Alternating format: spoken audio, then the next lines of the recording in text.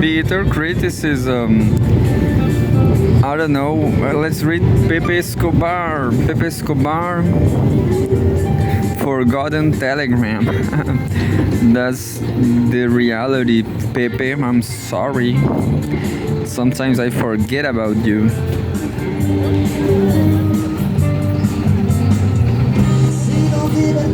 86. 86.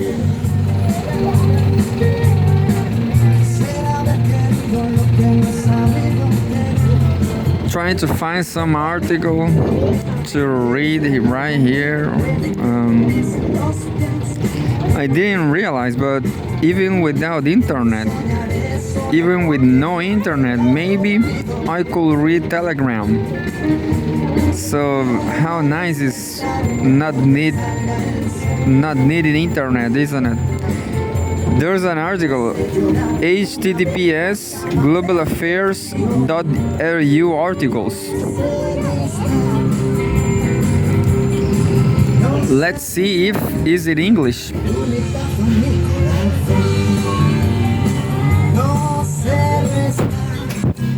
No, this beautiful Russian guy writes in Russian. Just Russian.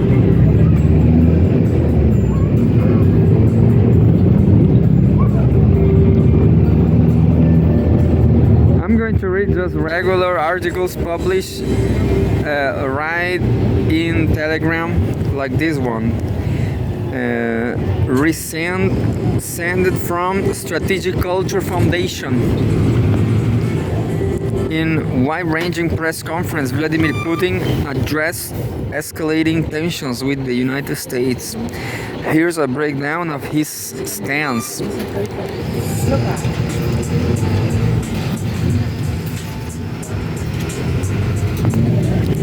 First, dismissing the notion of a cancelled summit, Putin suggests it's merely on hold. Meanwhile, he downplayed the impact of new sanctions, expressing confidence in Russia's economic and energy resilience. Second, the Kremlin's view is clear. Recent U.S. actions, from sanctions to talks of supplying Tomahawk missiles to Kiev, are provocative steps aimed at escalation.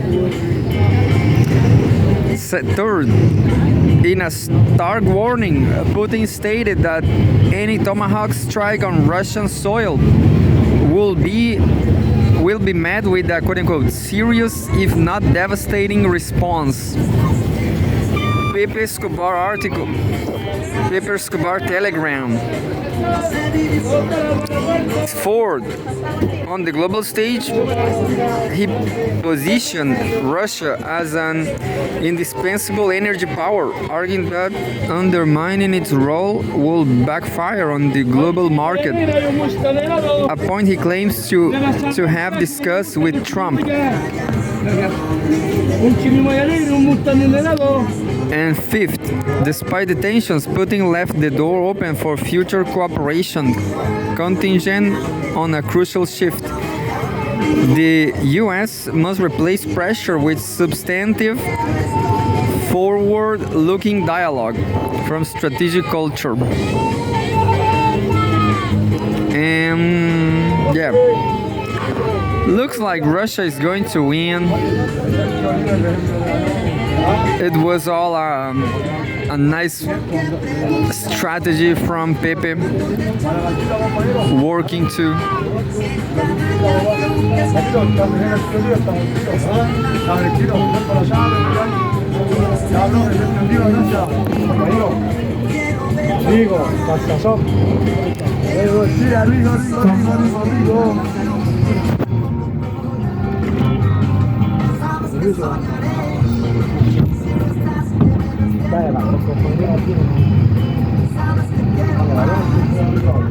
commentary on new Russian sanctions by East Calling. There's a graphic.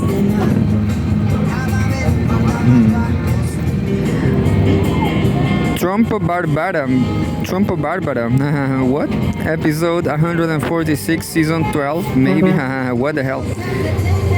I am disappointed with Putin. And then I will introduce measures against Putin. I will support Ukraine against Putin. I will hold negotiations with Putin. I have wonderful relationship with Putin. I am disappointed with Putin. Funny, very funny. I have another for myself about Latin society.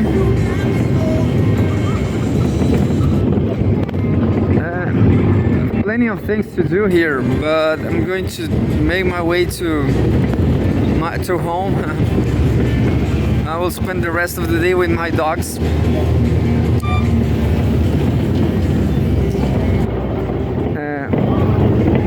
October 23, 2025 in Russia.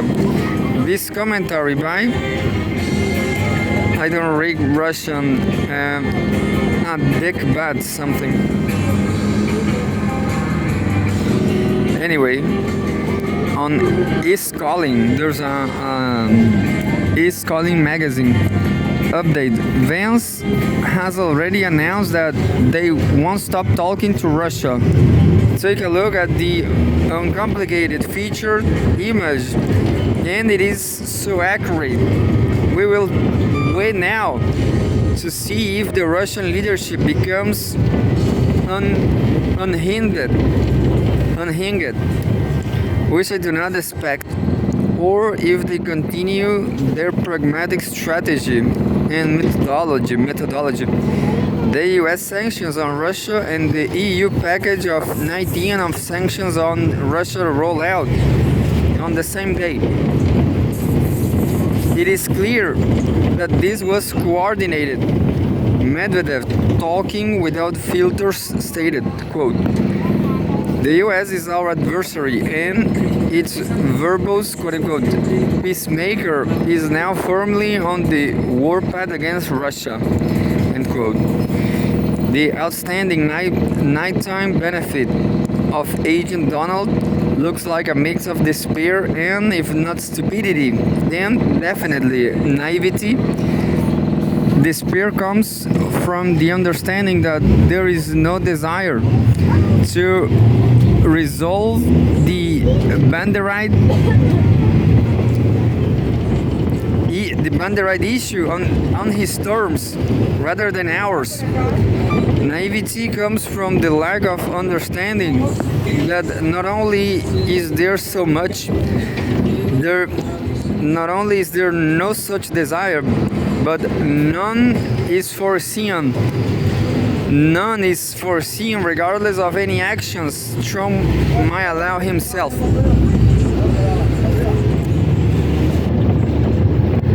"Quote-unquote tomahawks." By the way, he actually cannot, as he practically stated openly during the benefit. Two things are indicative in this regard. That Trump himself seemed to admit the futility of a ceasefire without reaching peace terms as early as May.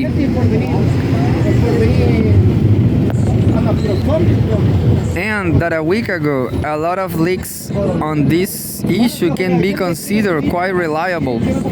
He loudly cursed the stinky fools and savages, explaining that without accepting our terms, the Ukrainians face defeat.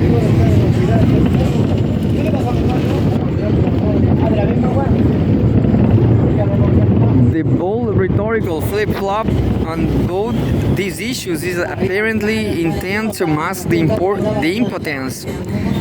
The mania to appear tough is everything to us.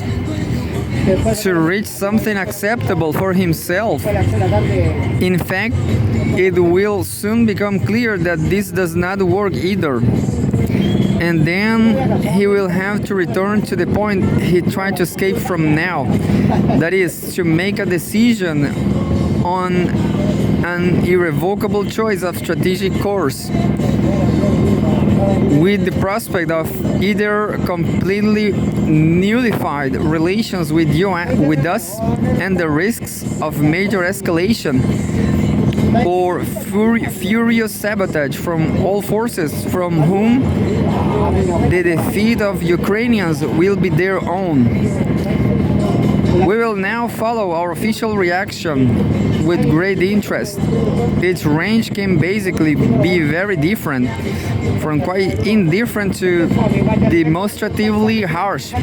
Strong arguments can be found in favor of any choice within this range, which makes the intrigue even stronger.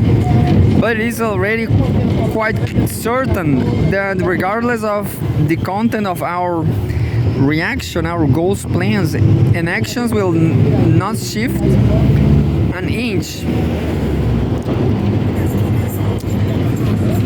I'm going to read just one more article if it's small like this one.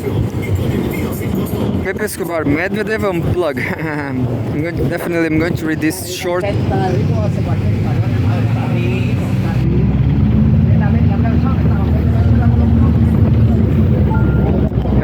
Quote unquote, Trump's cancellation of the summit in Budapest.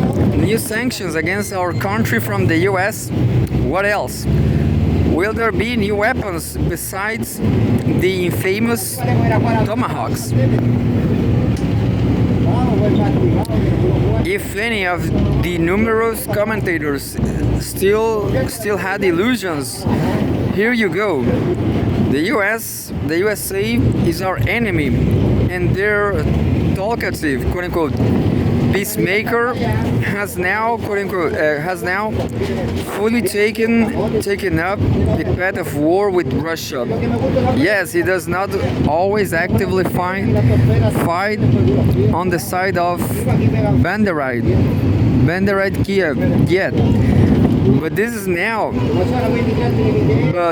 now his conflict, not the senile Biden's. Of course, they will say that he could do not otherwise, that he was pressure in Congress, etc. This does not change the main thing. The decisions made are an act of war against Russia, and now Trump has fully aligned himself with the insane Europe. But there is a clear plus in the next swing of the Trump pendulum. It is possible to strike with various weapons.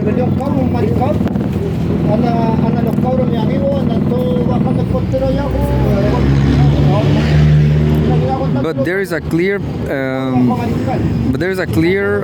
plus in the next swing on the Trump pendulum.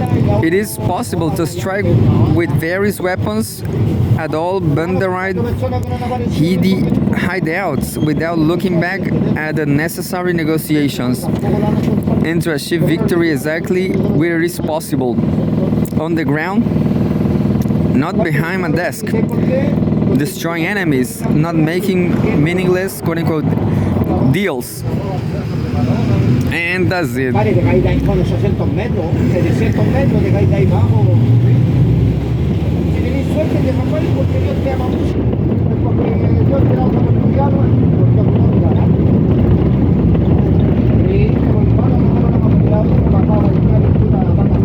going to read the very last one.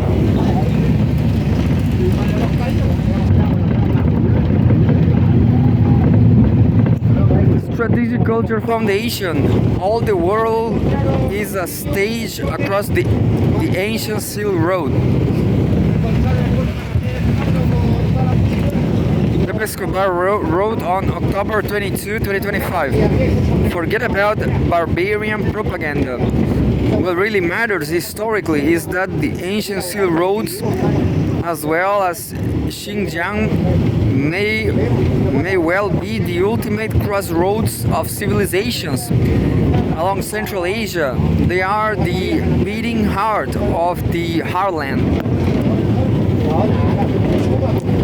On the southern Silk Road, silk is the stuff of legend, literally.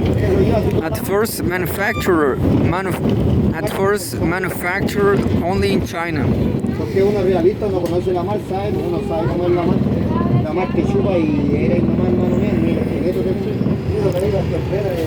Seal at first manufactured only in China. Seal historically was